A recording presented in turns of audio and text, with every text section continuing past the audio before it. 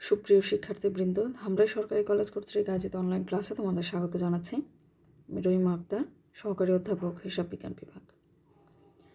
আজকে একাদশ শ্রেণী হিসাব বিজ্ঞান প্রথম পত্রের হিসাবের বইসমূহ এই অধ্যায়টি থেকে আরেকটি নতুন বিষয় নিয়ে কথা বলবো। সেটি হচ্ছে বিক্রয় ফেরত বই। গত ক্লাসে তোমরা ক্রয় ফেরত বই সম্পর্কে জেনেছো এবং একটি সমস্যার সমাধানও করেছো। আজকে বিক্রয় ফেরত বই নিয়ে কথা বলবো। প্রথমেই চলো দেখে আসি বিক্রয় ফেরত বইটি আসলে কি। কোনো কারণবশত ধারে বিক্রয়কৃত পণ্য যদি ফেরত আসে, তাহলে প্রতিষ্ঠান ওই ফেরত পণ্যের যাবতীয় বিবরণ, ফেরতকৃত পণ্যের মূল্য, কারবারি বার্তা থাকলে সেই অংশ বাদ দিয়ে যে বইতে লিপিবদ্ধ করে সেটাকে বলা হয় বিক্রয় ফেরত বই। এবং ওই বইতে প্রাপ্য যে হিসাব ছিল, যেহেতু ধারে বিক্রিত পণ্য, প্রাপ্য হিসাব যেটা ডেবিট ছিল সেটাকে ক্রেডিট হিসাব খাতায় লিখে লিপিবদ্ধ করা হয়। এখানে আরও একটি বিষয় লক্ষণীয়, সেটি হচ্ছে যে মুনাফা অর্জনের উদ্দেশ্যে ধারে বিক্রিত পণ্য ফেরত আসলেই এই বইতে লিপিবদ্ধ করা হবে, আর নগদে বিক্রিত পণ্য যদি ফেরত আসে এই বইতে লেখা হয় না। এই ছিল বিক্রয় ফেরত বই সংক্রান্ত আলোচনা। এবার চলে আসি আজকে যে সমস্যাটি সমাধান করব, সেটি যে প্রশ্নটি তোমাদের জন্য সেট করেছি সেটিতে। প্রশ্নটি একটু দেখে আসি। 2020 সালের জুন মাসে তুহিন ট্রেডার্সের নিম্নলিখিত লেনদেন সমূহ সম্পাদিত হয়েছে।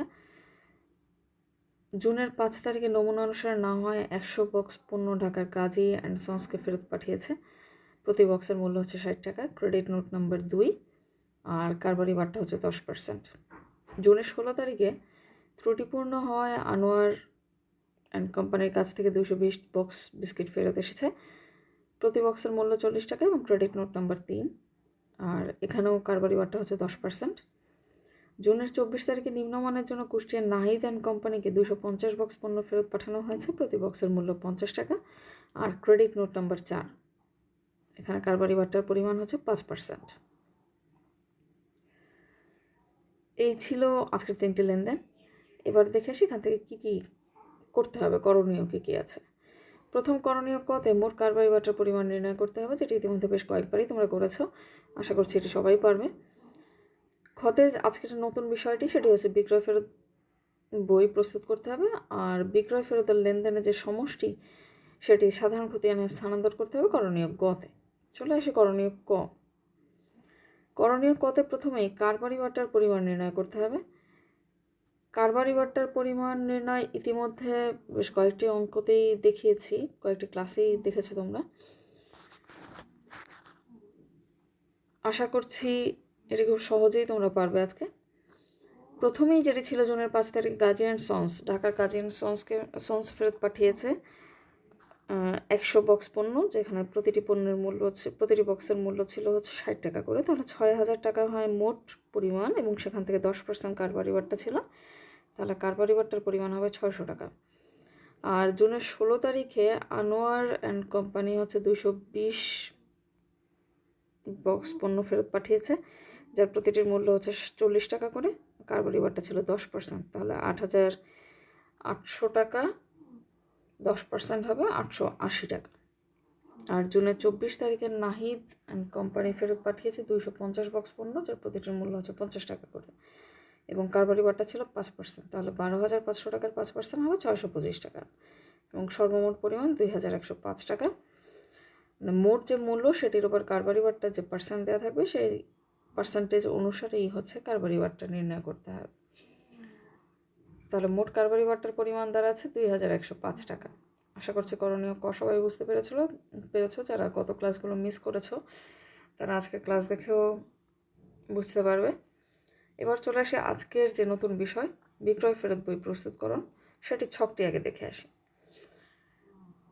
প্রথমেই তারিখ, তারপর যেটি বলেছিলাম যে বিক্রয় ফেরতের মাধ্যমে প্রাপ্য হিসাব যেটি ডেবিট ছিল সেটিকে ক্রেডিট করা হয়, তাহলে এখানে প্রাপ্য হিসাবের অংশটি ক্রেডিট হিসাব খাতা হিসেবে লিখতে হবে। আর বিক্রয় ফেরতের জন্য ক্রেডিট নোট প্রস্তুত করতে হয়।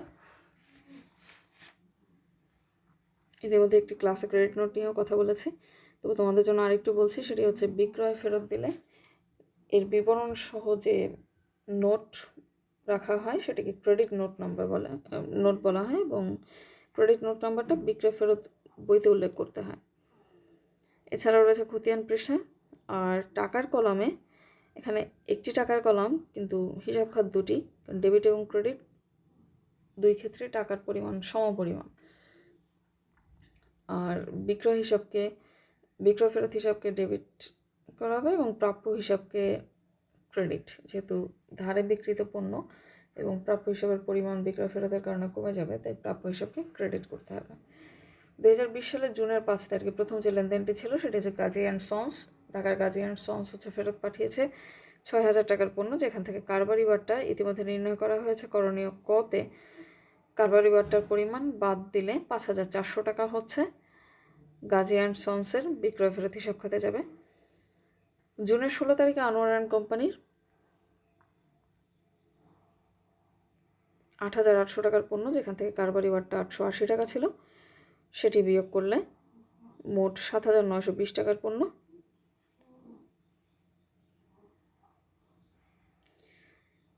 এরপর জুনের 24 তারিখে নাহিদ অ্যান্ড কোম্পানি 12,500 টাকার পণ্য ছিল, যেখানে কারবারি বারটা হচ্ছে 625 টাকা, আর ক্রেডিট নোট নাম্বার হচ্ছে 4।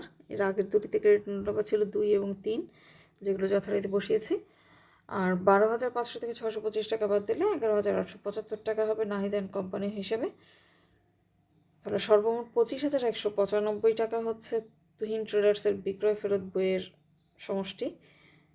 আর এটির যে হিসাব খাতে হবে বিক্রয় ফেরত হিসাব ডেবিট এবং প্রাপ্য হিসাব হবে ক্রেডিট। আশা করছি ক্রয় ফেরত বই তোমরা বুঝতে পেরেছ।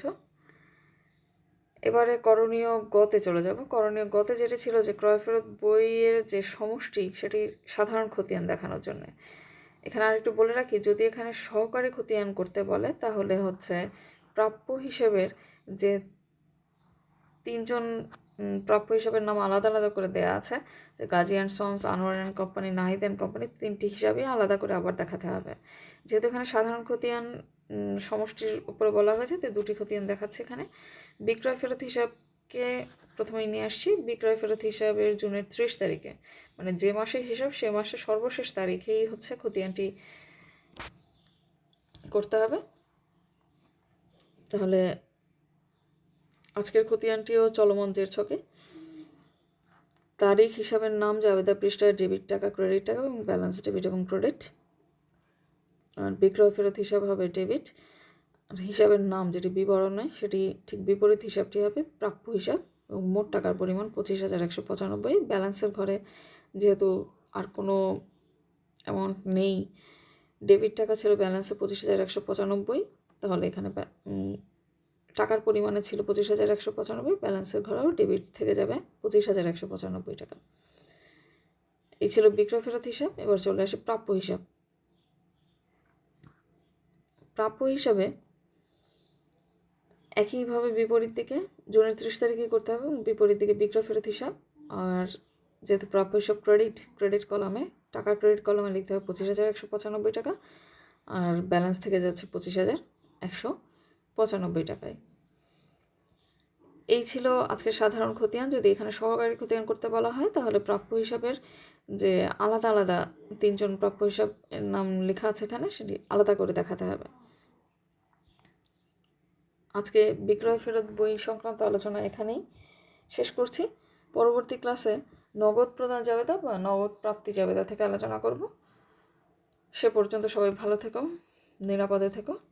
সবাইকে আবারও ধন্যবাদ জানিয়ে আজকের ক্লাস এখানেই শেষ করছি।